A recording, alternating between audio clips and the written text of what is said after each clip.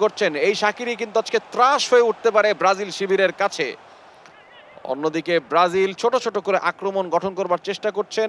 এখন একটু ডিফেন্সিভ মনে হচ্ছে, দুই দল একটু গোল খেয়ে যাওয়ার ভয়ে আছেন। কি অবস্থা, আপনি কি ডিফেন্সিভ? চমৎকার শট এবং গোল! চমৎকার একটি শট, চমৎকার ফিনিশিং।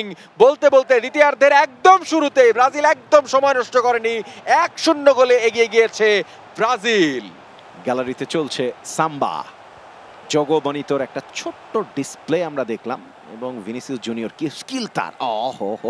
একদম মোলায়েম ফিনিশ।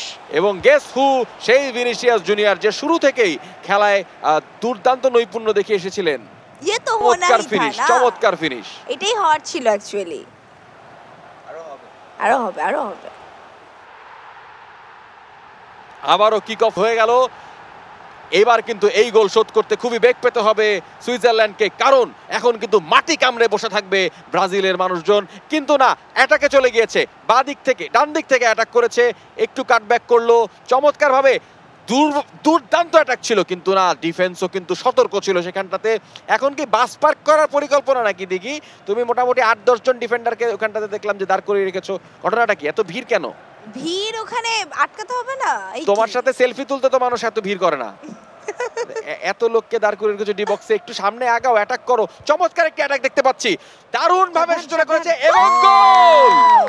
মুহুর্মুহু আক্রমণে সুইজারল্যান্ডের রক্ষণভাগকে ছত্রভঙ্গ করে দিয়ে গোল করলেন নেইমার জুনিয়র।